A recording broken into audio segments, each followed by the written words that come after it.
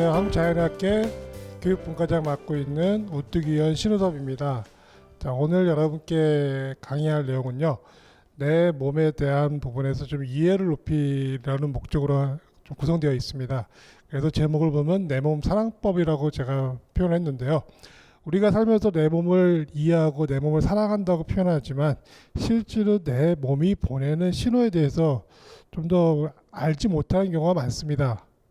그렇기 때문에 조금만 더 불편해져도 금방 그것을 없애려고만 하는데, 그게 아니라 내 몸이 보내는 불편한 증상에 대해서도 우리가 왜 그런지를 좀 이해하고 넘어가는 그런 것도 좀 필요하겠고요. 그러다 보니까 우리가 불편한 증상이 생길 때 뭘 합니까? 병원에 가서 약을 먹거나 다른 치료를 받게 되는데, 제가 써놓은 제목을 보시면 약을 끊어야 병이 난다고 말씀드렸습니다. 아니, 병이 났으니까 약을 먹는데 약을 끊어야 병이 난다니요. 참 아이러니하죠. 그렇지만 우리가 지금 생기고 있는 우리 몸의 불편한 증상에 대해서 이해를 하지 못한다면 약을 먹음으로 인해서 그것을 잠깐 빨리 없애줄 것 같지만 결국은 또 다른 문제들이 발생하기 때문에 그렇습니다. 현실적으로 보더라도요, 많은 만성질환 환자들이 처음에는 약을 하나를 더 먹다가 시간이 지나가면서 자꾸 더 늘어나가는 걸 보게 되는 거거든요. 그런데 약이 자꾸 늘어난다는 얘기는 뭔가? 몸이 계속적으로 좀 더 뭔가 불편한 증상이 더 생기고 있고 또 다른 문제가 생기고 있다는 증거 아닐까요? 자, 그래서 우리는 이제부터는 해야 될 일이 뭐냐면 내 몸이 도대체 뭘 얘기하려고 하는지 좀 이해를 해보자고요. 자, 그래서 제가 이 만성 질환들이 지금 유행하고 있는 현 시대에서 어떻게 지금 비용이 지출되고 있는지 좀 잠깐 설명드렸는데요. 지금 우리나라 인구의 1730만 명, 다시 말하면 이거는 지금 그 의료보험공단에서 발표한 내용인데요. 이런 만성 질환 환자들이 지금 쓰고 있는 치료비가 계속적으로 급증하고 있습니다. 그러니 급증한다는 얘기는 뭐냐면 여러분들이 내고 있는 의료보험료를 가지고 부담을 하고 있는 거거든요. 그런데 이렇게 비용을 늘려가면서도 불구하고 사람들이 좀 더 건강해질 수 있냐? 그렇지 않기 때문에 지금 말씀을 드리고 있죠. 자, 그래서 지금 생활환경이 변화하더니 여러 가지 변화들이 가지고 오는 것들이 대표적으로 고혈압과 당뇨 환자들인데요. 이 국민건강보험공단 자료를 보면 환자 수 증가보다 치료비가 증가 속도가 더 빠르다고 나와 있습니다. 자, 이거는 무슨 의미일까요? 환자 수가 증가하면서 치료비가 증가하는 건 당연한 일인데, 환자 수 증가보다 치료비가 늘어난다는 얘기는 그만큼 심각한 사람들, 더 많은 약을 먹고 있고 더 많은 치료를 받아야 되는 사람들이 늘어나고 있다는 증거 아닐까요? 그래서 지금 전체 통계를 보게 되면 2010년에 3조 원 정도였던 치료비가 2017년에 5조 원 정도로 늘어나고 있습니다. 그렇기 때문에 우리가 계속적으로 의료보험료를 더 많이 내야 되는 이런 사태가 벌어지고 있기 때문에 그렇게 비용을 들이는 것 대비 효율성이 떨어지고 있는 거죠. 자, 그러면 이제부터는 이런 병들을 어떻게 고쳐나갈지 한번 살펴보겠습니다. 자, 여러분들이 제일 병원에 많이 가는 이유는 아파서일 겁니다. 자, 그러면 내 몸이 통증을 만든다는 건 뭐 때문일까요?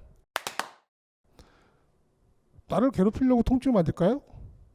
우리는 아픈 부위는 참 많습니다. 뭐 대표견하게 뭐 허리가 아프고 무릎이 아프고 또 머리도 아프고 두통도 많이 생기죠. 그러면 그런 통증이 생길 때 왜 생겼을까라는 생각보다는 통증 때문에 괴롭다, 통증을 빨리 없애고 싶다, 그래서 병원 가서 나 어디 아파요 라고 하면 우리가 소염 진통제 같은 약을 쓰게 되는데, 자, 통증이 만들어진 기전을 조금만 더 들여다보자고요. 통증은 실제로 혈액순환과가 있습니다. 자, 무슨 말이냐면 혈관의 움직임에 따라서 통증도 생길 수 있다는 얘기인데요. 여러분 생각할 때 혈관이 막힐 때 아플까요? 열릴 때 아플까요? 우리는 보통 대부분 막히면 막히다고 생각하지만 실제로 통증이 발생하는 기전을 보면 혈관이 열리면서 생기는 경우가 대부분입니다. 무슨 말이냐? 자, 우리 이런 거 해보죠. 어릴 때 많이 해봤을 겁니다. 손목을 잡고선 주먹을 쥐었다 폈다 하면서 조금 있다가 탁 놓는 순간에 손끝이 찌릿하게 저린 증상이 있을 겁니다.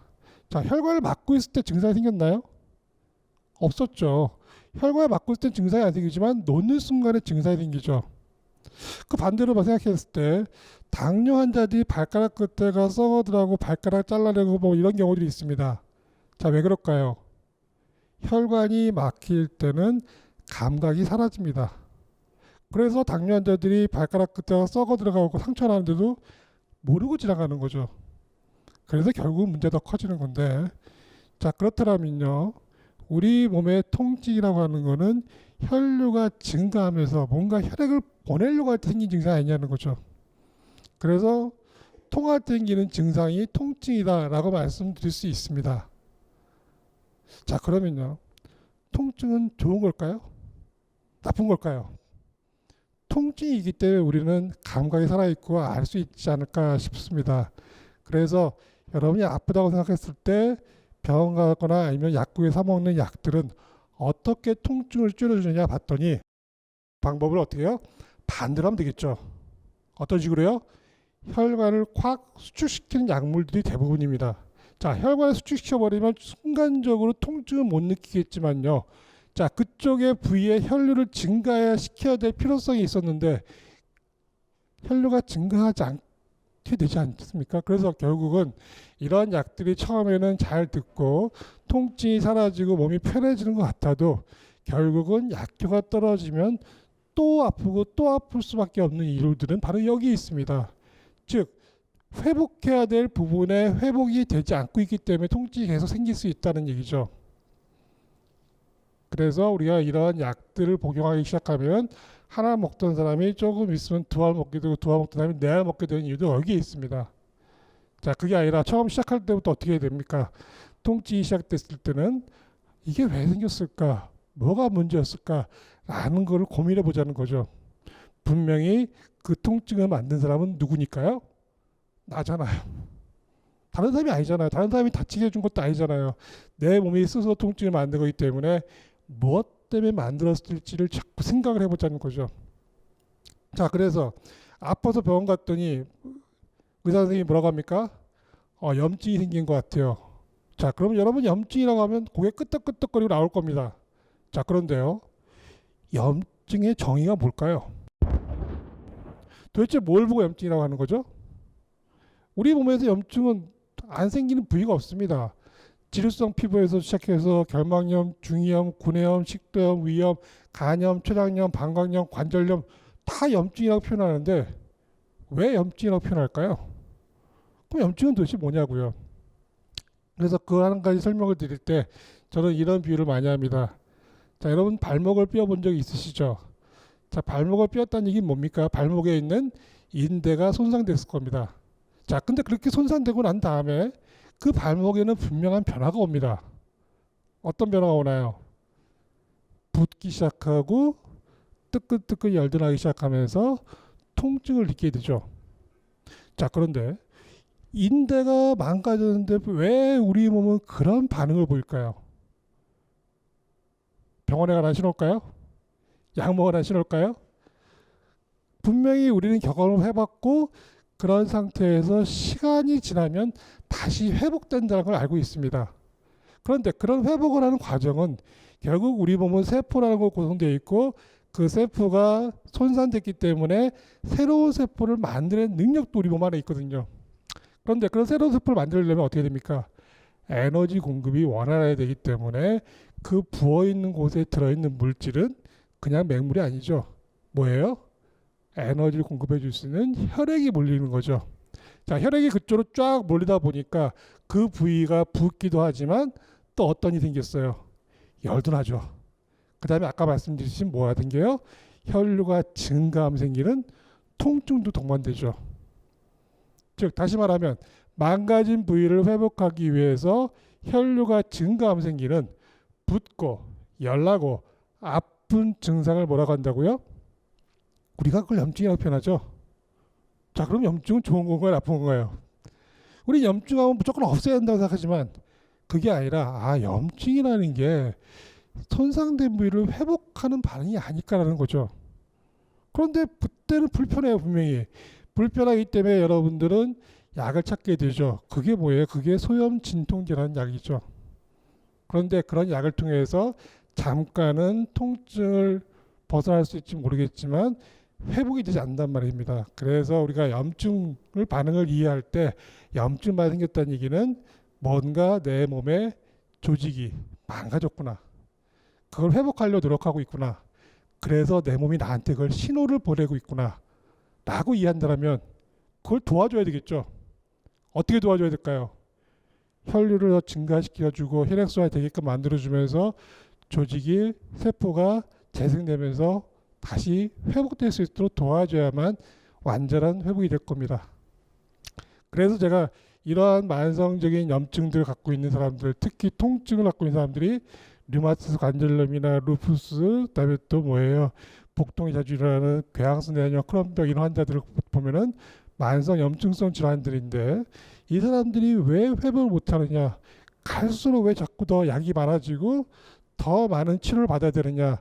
라는 부분에서는 처음 시작 때부터 잘못 잡았다는 거죠. 방향을 잘못 잡았기 때문에 시간이 갈수록 자꾸 더 멀어지는 거죠. 그래서 저희 병원 오신 분들이 이런 만성 염증성 질환을 갖은 분들이 참 많이 오십니다. 그런데 참 불쌍한 사람들 참 많습니다. 왜냐하면 이 장이라고 하는 것이 망가진 사람들은 소화 흡수가 안 되지 않습니까? 그러니까 계속 에너지가 부족한 상태에서 회복력이 더디다 보니까 결국은 여기 안에서의 회복들을 못한 상태에서 항문을 잃어버리거나 장을 잘라버리고 수술받고 이러면서 괴로워하는 분들을 참 많이 보게 됩니다. 자, 그러면 우리가 이런 염증 질환들이 일어났을 때 회복이 안 되는 일이 벌어지는 사람들, 방금 얘기했듯이 뭐가 잘 안 되는 사람일까요? 회복을 시킬 수 있는 에너지 대사에 문제가 있는 거죠. 자, 그럼 에너지 대사는 어떻게 만들어주는 겁니까? 우리는 살기 위해서 매일매일 뭐 해야 돼요? 먹어야 됩니다.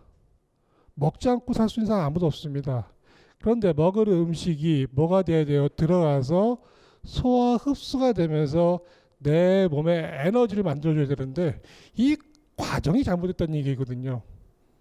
우리는 망가질 수 있습니다. 아까도 말씀드렸지 발목을 삐울 수 있지만 대부분의 사람들은 그런 손상된 부분에 대해서 뭐 1, 2주 정도 회복을 하지만 회복이 안 되는 사람들이 문제거든요. 그래서 내가 혹시라도 그런 문제를 갖고 있다면 내 생활 습관이라든지 내가 에너지 대사에 문제가 있지 않는지 한번 돌이켜 보시는 게 좋을 것 같습니다. 치료 과정들을 쭉 같이 가면서 한번 보는 게 뭐냐면 언제 감기가 생기는지 이런 걸 좀 봅니다. 자, 여러분들이 감기는 좋아하는 사람 아무도 없죠.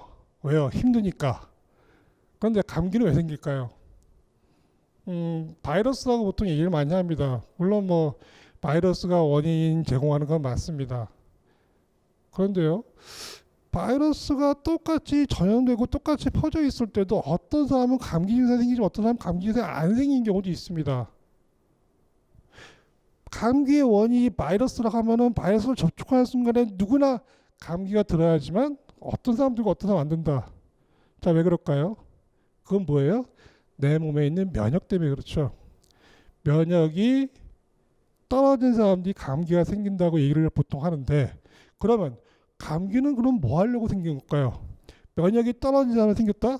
그럼 뭐 하려는 거예요? 면역을 높여줄 수 있는 가능성이 있다는 얘기죠.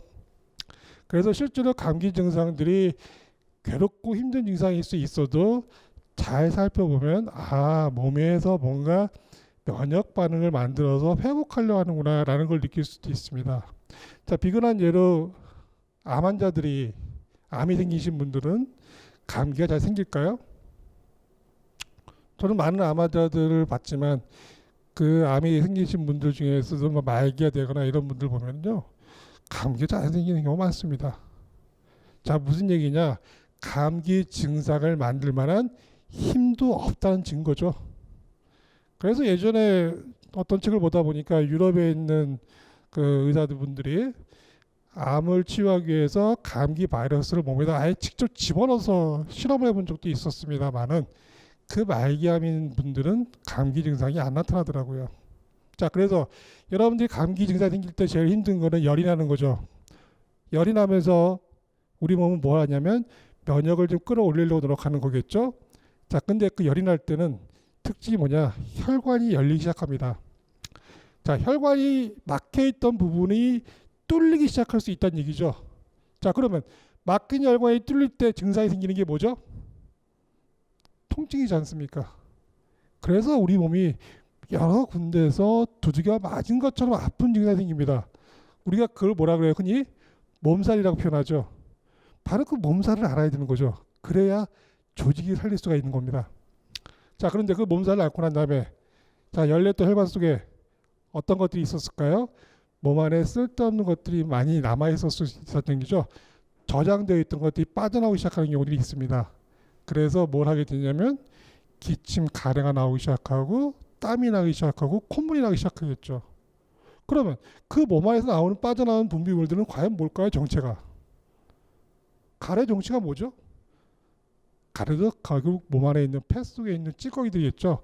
그 찌꺼기들이 원활하게 나와줘야 되는데 잘 나오지 않았던 사람들은 바로 감기 때 그게 나오기 시작합니다. 그래서 우리가 흔히 밤새 기침하고 나면 괴롭죠. 그래서 우리가 기침을 멈추게 하려고 노력합니다. 뭘로? 약으로. 자, 근데 그때 기침약은 기관지 확장제가 대부분입니다. 자, 기관지를 확장시켜주면 기침은 못하겠죠. 왜요? 기침의 원리는 기관지를 콱 수축시켜서 가래를 뱉어내려고 하는 노력이니까요. 그러면 기침은 멈췄어요. 가래는 어디 갔죠? 바로 폐 속에 그대로 쌓인다는 얘기죠. 그래서 산소 호흡에 더 문제가 생길 수 있다는 얘기입니다.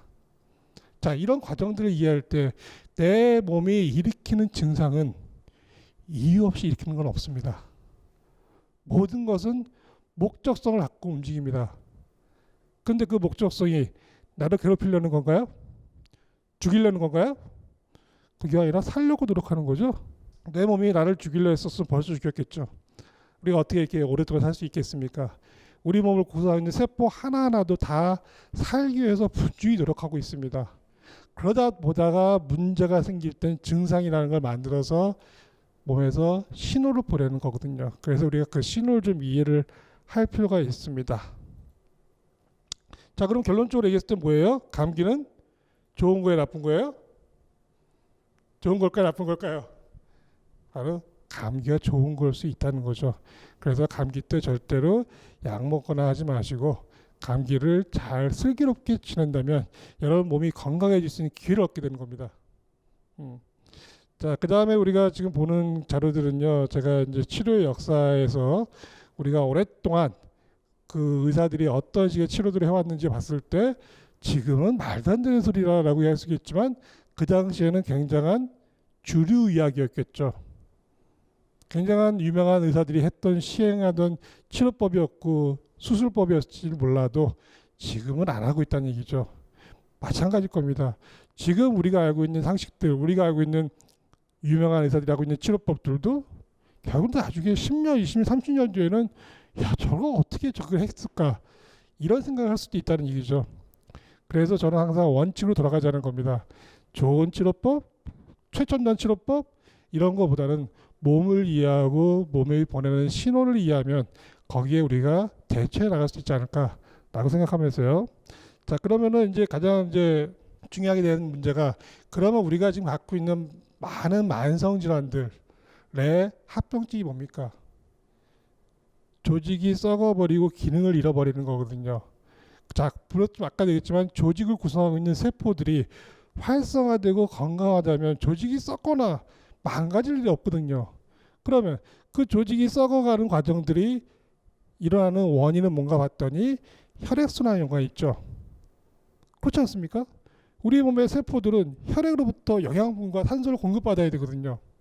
그런데 순환이 안 되는 경우가 되면 그 조직은 당연히 죽을 수밖에 없습니다. 자, 그때 그 혈액을 보내는 과정에서 우리는 혈관을 통해서 보냅니다.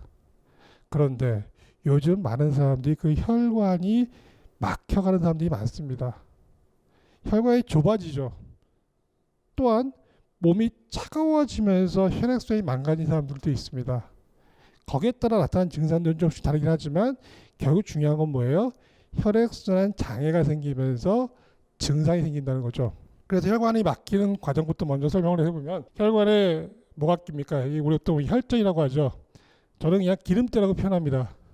바로 그 기름때가 시간이 지나가면서 살면서 우리가 30년, 40년, 50년, 60년 살아가면서 그 기름때가 자꾸 혈관 벽에 쌓여가면서 혈관이 좁아지다 보면서 사고가 나는 경우가 많은데요. 자, 혈관 벽에 쌓인 기름때 어디서 왔을까요? 내 피는 뭘로 만들어집니까? 내가 먹을 음식이거든요. 바로 그 음식 속에 있는 잘못된 기름들, 잘못된 불순물들이 몸 안에 자꾸 쌓여가면서 증상이 만들어지죠. 대표적으로 심근경색, 뇌경색 이런 것들이 바로 혈관이 막히면 생기는 증상들입니다. 근데 그때 그 혈관에 쌓인 기름때의 주된 원료가 뭐냐? 두 가지가 있습니다. 첫 번째는 과도한 동물성 식사입니다. 우리가 좋아하는 고기, 생선, 우유, 계란 이런 부분에서 과도하게 들어와서 해독이 안 되고 바깥으로 배설되지 않을 경우에는 혈관 속에 쌓이는 경우가 많습니다. 물론 비만의 원인이기도 하지만 그러한 과정들이 혈관이 좁아지면서 증상을 만들 수 있습니다. 그 대표적인 혈액 검사의 항목이 뭐냐? 그게 콜레스테롤이죠. 뭐 한간에 콜레스테롤 자체가 너무 뭐 크게 문제 없다고 주장하는 학자들도 있긴 하지만 이 콜레스테롤이 높아지는 건 아무래도 혈액을 끈적끈적하게 하고 혈관을 막을 수 있는 가능성이 높아지죠. 그래서 많은 분들이 고지혈증 약을 드십니다. 자, 고지혈증 약이라고 하는 것은 콜레스테롤 수치를 강제적으로 떨어뜨리는 건데 여기엔 또 문제가 있습니다. 내 콜레스테롤 수치가 높다고 고지혈증 약을 먹어서 수치를 떨어뜨렸을 때 그 수치는 진짜일까요? 가짜일까요? 내가 먹는 거 안 바꿨는데? 그러면 수치는 강제적으로 떨어뜨렸지만 내가 먹고 있는 그런 동물성 식사에서 오는 콜레스테롤은 어디가 있을까요? 그래서 그런 문제가 더 심각해지는 경우가 생깁니다. 혈관에 더 기름때가 쌓인다든지 그걸 청소하기 위해서 우리 콩팥, 신장 기능에 문제가 생긴다든지 또 당뇨의 당뇨병이 좀 더 악화되는 이런 문제를 갖게 되고요. 또 중요한 건 나이 드신 분들한테는 이 근력이 자꾸 약해지는 문제들이 생깁니다. 그러면 고지혈증이라는 콜레스테롤 높다는 진단을 받았을 때 어떻게 됩니까? 약부터 넣기 전에 내가 이런 음식을 너무 많이 먹지 않고 있는지 점검을 해보세요. 식사일기 써보는 건 이제 좋은 방법입니다. 그러면서 시간이 좀 지나면서 다시 한번 혈액 검사를 통하면 여러분들 정확히 느낄 수 있습니다. 아, 내가 이런 것 때문에 생겼겠구나. 그런 걸 줄여가면 되는 거거든요. 자, 그래서 동물성 식사가 굉장히 요즘 위험한 거고 특히 우리 젊은 사람들한테도 많이 요즘 위험해지고 있는 것 중에 하나가 단백질을 자꾸 섭취하겠다.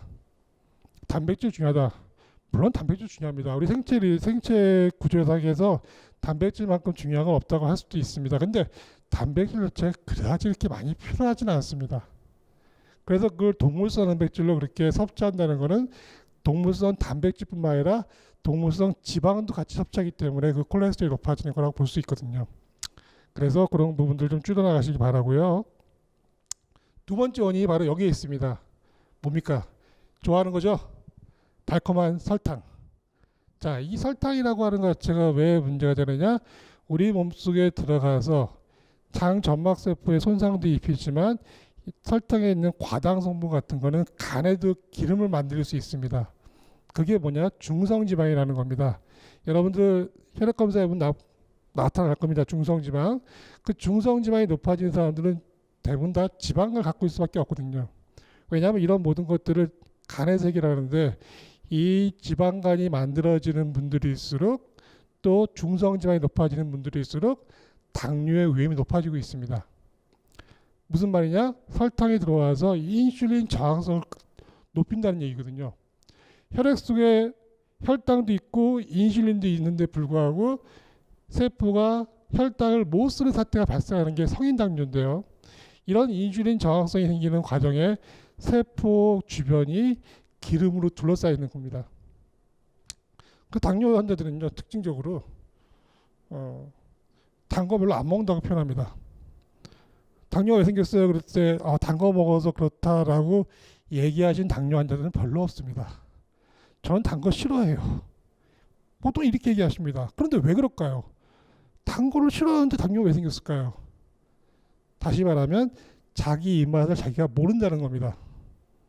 우리는 입맛이라는 거는 내가 좋아하는 거 먹는 거거든요. 내 입에 맞는 거.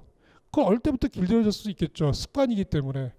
그러다 보니까 나는 의식적으로 단 거를 안 먹어라고 생각할지 모르겠지만 나는 단 거를 끊임없이 입에다 집어넣고 있다는 거죠. 그래서 이런 환자들에게 치료는 뭐냐? 입맛을 바꿔줘야 됩니다. 그 입맛을 바꾸는 방법을 다음에 또 설명을 드릴 텐데요. 그 잘못된 입맛 때문에 나는 좋아하던 거 먹다가 생긴 병이 바로 이런 만성 질환들이거든요. 그러면 원인을 놔두고 약만 먹어서 고칠 수 있냐? 절대 그건 안 되는 거죠. 원인을 찾아서 바꿔나간 연습을 하시면은 여러분은 살면서 어떤 약도 안 먹고 살 수 있을 겁니다. 자, 그래서 저희 병원에 오시는 분들은 제가 치료하는 과정이 바로 이 식사를 조절해 준 게 주된 치료 방법인데요. 무슨 얘기냐면 그분이 어떤 음식을 좋아하고 있는지를 깨우치게 해주는 겁니다. 자, 그래서 처음에는 제가 식사일기를 써오게끔 합니다. 어떤 걸 드시고 있는지를 쭉 적어오게끔 합니다. 그 적은 걸 보면서 이거 이렇게 이런 건 좀 빼세요. 이런 건 좀 더 넣고 이렇게 해보자라고 얘기하면서 뭘 하냐면 혈액 검사를 합니다. 자, 먹은 것과 혈액 검사를 딱 비교하면 어떨까요? 정확합니다. 자, 내가 먹지도 않은 에피소드에 들어와 있다고요? 절대 없죠. 그런데 먹을 음식이 피가 되려면 어떤 과정을 거치냐면 바로 소화라는 과정을 거칩니다. 우리는 착각하고 있는 게 좋은 음식을 입에다 집어넣는 건 잘합니다. 비싸고 귀하고 좋은 거 사다가 입에다 잘 집어넣습니다. 건강보조식품도 마찬가지죠. 그런 것도 입에다 잘 집어넣습니다. 그런데 그게 다 내 거가 됐을까요? 먹을 음식이 장 내에 있다라고 하면은 그 장 안에 있을 때는 내 걸까요? 아닐까요? 내 몸속에 있지만 내 게 아닙니다. 그거는 장벽을 통과해서 내 안쪽으로 들어올 수 있어야 되기 때문에 바로 그 소화라는 게 가장 중요하고요. 그 소화가 되지 않는 음식들은 결국은 화장실에 가서 다 나오게 되는 거죠. 그래서 열심히 먹었는데 어떤 일이 발생합니까? 힘이 없어요. 피곤해요. 변이 풀어져요. 이런 일들을 많이 호소합니다. 그건 뭐예요? 음식을 먹었을 때 내 걸로 못 만들었다는 얘기죠. 그래서 제가 혈액 검사를 해보는 이유는 거기에 있습니다. 그 혈액은 그 사람이 먹은 음식이 제대로 소화가 됐는지 에너지화가 됐는지를 밝혀줍니다.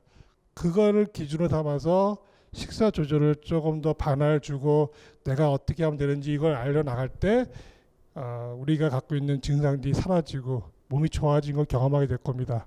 그래서 그런 과정을 해나갈 때 지금까지 먹어왔던 많은 약들을 줄여나가거나 끊어갈 수 있는 방향이 되는 겁니다.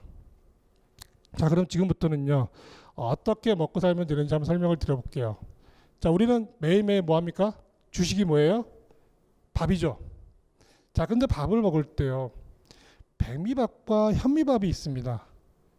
자, 두 가지는 똑같은 쌀인데 도정하는 정도에 따라 달라지죠. 근데 우리는 요즘 백미밥을 많이 먹고 있습니다. 그 이유는 훨씬 더 기름지고 찰지고 맛이 좋죠. 그런데 자, 집에서 실험을 한번 해볼까요? 접시에다 물 받았고 한쪽은 백미 넣고 한쪽은 현미 넣고 기다려 보자고요. 백미는 어떻게 될까요? 불다가 썩어버립니다. 현미는요? 싹이 나죠. 자, 그렇다는 얘기 뭐예요? 백미는 생명이 없는 음식입니다. 자, 우리도 생명이고 생명을 유지하기 위해서 생명이 있는 음식을 먹어야 됩니다. 그래서 현미밥을 드시라고 하는데 현미밥을 처음에 드시라고 하면 대부분 뭐라 그래요? 소화가 안 돼요. 거칠어요. 자, 그건 무슨 의미냐? 그동안 부드러운 음식 먹으면서 씹어 먹는 습관이 안 된 겁니다. 자, 그런데 우리가 곡식을 먹을 때는요 가장 첫 번째는 씹어야 됩니다. 왜? 그 안에 있는 성분들이 침과 섞여야만 소화가 되기 때문이거든요. 그래서 저는 오시는 환자분들한테 제안은 어떤 식으로 하냐면 현미밥을 한 수저 집어넣고 수저를 내려놓으러 갑니다. 자, 씹자고요. 몇 번? 한 수에 100번 씹을 때까지 기다리려고 합니다. 그런데 대부분 환자들이 100번 씹을까요? 못 씹습니다. 20번도 못 씹습니다. 입안에 없대요. 씹고 싶은데 없어요. 자, 그건 무슨 얘기입니까? 습관이 안 돼 있어서 그런 거죠. 그래서 그 습관을 들이기 위해서는 처음에 노력을 좀 해야 됩니다. 넘어가려는 걸 막아야 됩니다. 그래서 꼭꼭 씹어서 100번 되고 나서 삼키고 난 다음에 반찬을 먹는 연습하는 겁니다. 그렇게 식사를 해나가 연습을 하다 보면 어떻게 달라지느냐? 자, 여러분 안에서 소화가 되는 것들이 느껴지기도 하지만 그 결과가 뭐예요? 대변은 나오겠죠. 자, 우리가 건강하기 위해서는 음식을 잘 먹고 소화시켜야 되는데 어떤 음식을 어떻게 먹을 건지까지는 내가 할 수 있습니다. 그런데 그걸 집어넣고 난 다음에는 누가 하는 거예요? 내 몸이 알아서 해주는 거죠. 우린 그것까지 조절 못합니다. 그렇기 때문에 내가 할 수 있는 영역까지는 충분히 우리가 올바른 방법을 해줬을 때 그 결과는 화장실에서 확인할 수 있겠죠. 그렇게 해나가야만 우리는 힘을 낼 수 있고 그렇게 해야만 여러분이 갖고 있는 불편한 증상들뿐만 아니라 불편한 신호들이 사라지는 걸 경험하게 될 겁니다. 자, 그러면서 또 중요한 거 한 가지가요. 이 현미밥을 먹을 때 굉장히 중요한 게 짭짤하게 먹어야 됩니다. 무슨 얘기냐? 소금과 함께 드셔야 된다는 얘기예요. 우리는 요즘 소금을 너무 미워하죠. 소금을 안 먹어야 한다는 사람들이 참 많습니다만은 저염식을 하게 될 경우에 문제는 참으로 많습니다. 왜냐하면 우리 몸의 혈액도 소금물로 이루어져 있고 그 소금이 충분해야만 우리는 혈액순환을 시킬 수 있는 힘이 생깁니다. 왜 그런 힘이 생기느냐?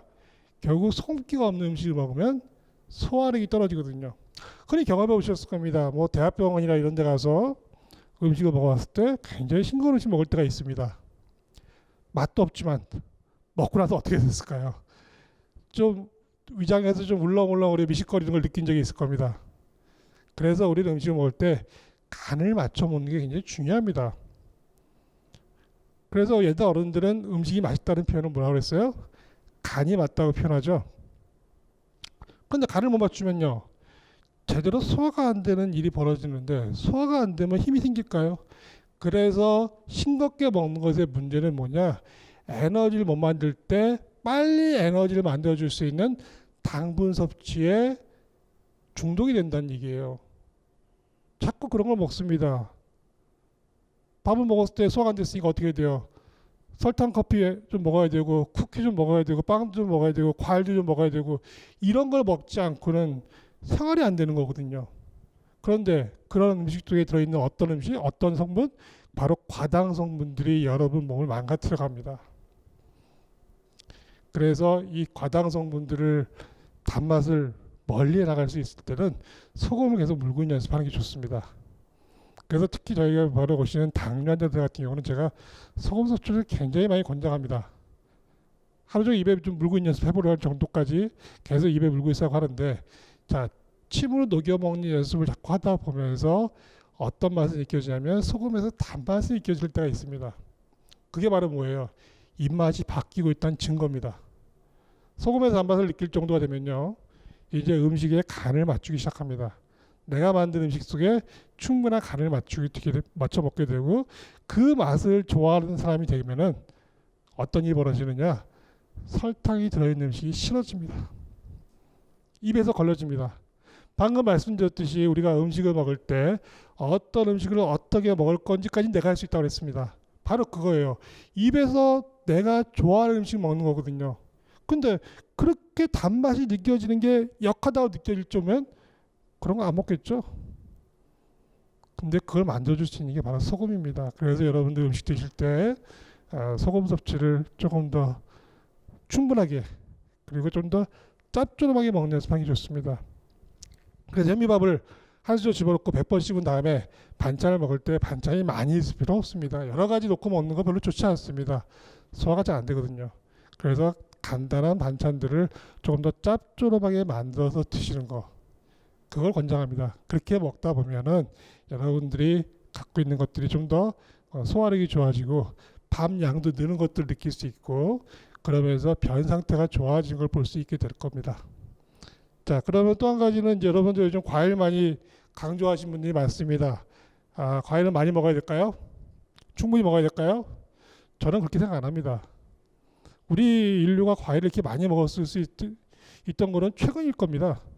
또 특히나 물류가 발전하면서 동남아 이런 데서 굉장히 달콤한 과일들이 많이 들어오고 있죠. 사시사철 말입니다. 그런데 이런 과일들에 탐닉하게 되면요, 문제는 뭐예요? 좋은 현미밥 안 먹습니다. 환자들 보면 그런 경우가 참 많아요. 아침 식전부터 과일을 한 바구니씩 먹습니다. 과일은 먹기 좋죠. 달콤하고 부드러우니까. 그런데 거기에는 과당 성분이 참 많이 들어 있습니다. 그래서 과일을 즐겨 하시다 보면 배가 차가워지고 체온이 떨어진 걸 느끼게 됩니다.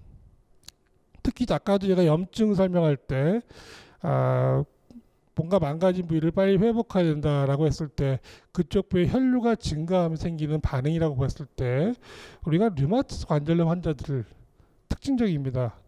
몸이 굉장히 차가워져 있거든요. 특히 우리가 체온이라는 걸 만들 때 근육을 움직이면서 체온을 만들기도 하지만 잠을 잘 때도 체온이 뚝 떨어진 게 아니거든요. 그러면 잠을 자는 동안에도 체온을 계속 유지하지 못하는 사람들은 어떤 일이 발생할까요?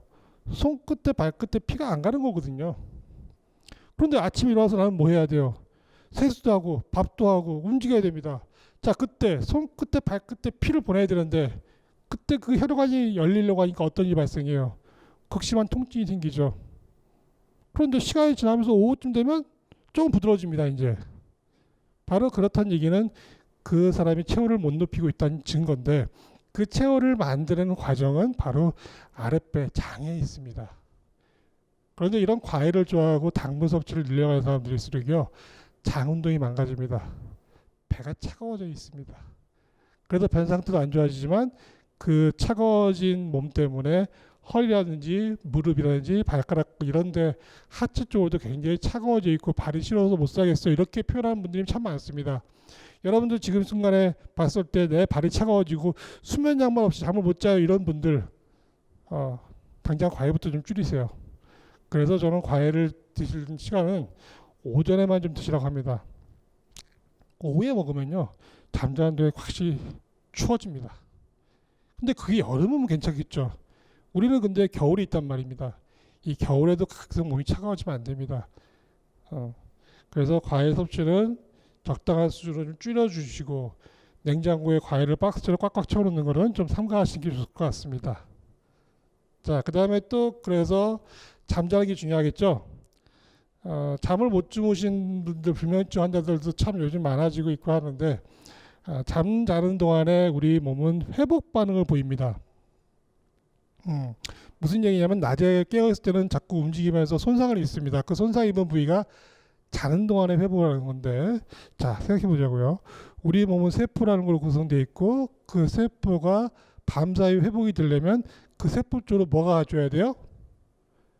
에너지 대사 산물들이 가져야 되는 거죠.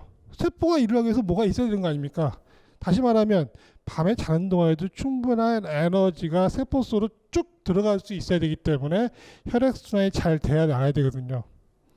그래서 잠자는 동안에도 체온을 계속 유지해 나갈 수 있는 방법, 그 다음에 잠자는 동안에도 산소 공급이 충분히 될 수 있도록 해줘야 됩니다. 그래서 제가 잠잘 때 항상 요청하는 건 뭐냐면 난방하지 말라고 자라고 한겨울 난방 안 하고 자는 겁니다. 왜 그러냐? 난방을 하고 자꾸 몸을 뜨겁게 해줄수록요 우리 몸은 열을 발생시키는 기능이 떨어집니다. 퇴화가 돼버립니다.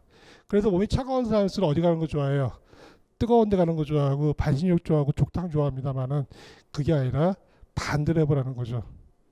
난방을 끄고 두꺼운 깔고 두꺼운 물 덮고 또한 산소 호흡을 위해서 바깥 창문 열어놓고 자는 겁니다. 자, 이런 얘기하면 깜짝 놀라시는데요. 우리가 흔히 겪을 수 있습니다. 뜨거운 사우나 가 있으면요 몸은 참 편하죠. 아유 좋아. 근데 숨 쉬는 거 어떻습니까? 답답함을 느낍니다. 자, 반대로 겨울에 산에 갔을 때는요 몸은 춥죠. 어우 추워 덜덜덜 떨릴 겁니다. 그렇지만 숨 쉴 때 이 가슴은 시원한 걸 느끼거든요. 그래서 그렇게 산소가 충분히 들어올 수 있도록 만들어줘야만 우리가 체온을 유지해 갈 수 있고 밤사이 자는 동안에 회복을 시켜 나갈 수 있습니다.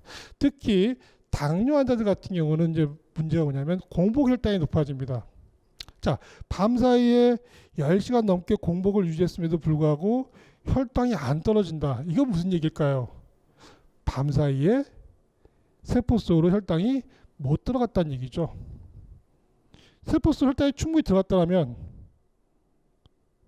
공복 혈당이 높아질 이유가 없겠죠. 그래서 계속적으로 그게 반복되다 보면 아침에 일어날 때 굉장히 찌뿌둥한 몸이 되고 피곤함을 계속 느끼게 되고 여러 가지 악순환이 계속 되기 때문에 그런 문제가 생긴다라고 하면은 여러분 잠자리에서 어떤 식으로 갈지 이런 걸 한번 생각해 보셔야 될 것 같고요. 자, 그다음에 한 가지는 여러분 매일매일 목욕하신 분들 샤워하신 분들 많죠? 근데 방금 얘기했듯이 몸이 차가워지면 뜨거운 물로 샤워하는 걸 좋아하는데 그게 아니라 차가운 물로 여러분 몸을 닦아주시는 게 좋습니다. 특히 통증 환자들은 제가 항상 냉찜질하라고 표현하는데요. 온찜질하게 되면 좋아 편해집니다. 그런데 그 온찜질은 순환을 시켜서 통증을 없애주는 게 아니라 정체를 시켜버립니다. 자, 그러면 통증의 기본 원리가 뭐라고 했습니까?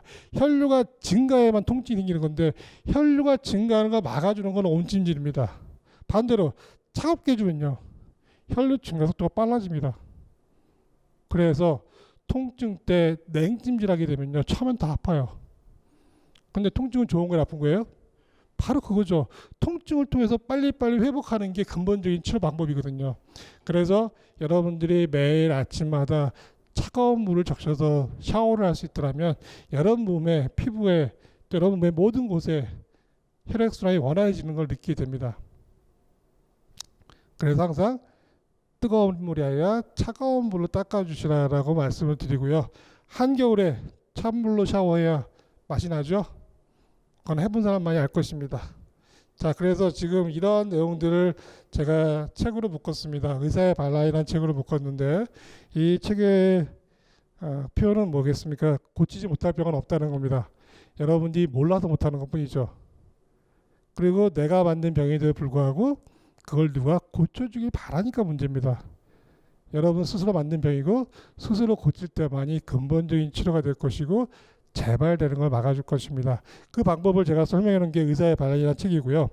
또 그리고 아까 제가 말씀드렸듯이 병이 생겼을 때는 입맛을 좀 바꿔봐야 한다고 했죠.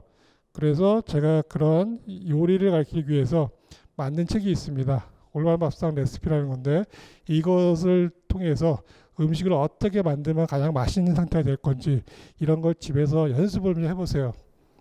이렇게 해보니까 좋구나. 이렇게 넣어서 먹어보니까 훨씬 맛있네. 라는 걸 느낄 때 그것을 지속 가능하게 할 수 있습니다.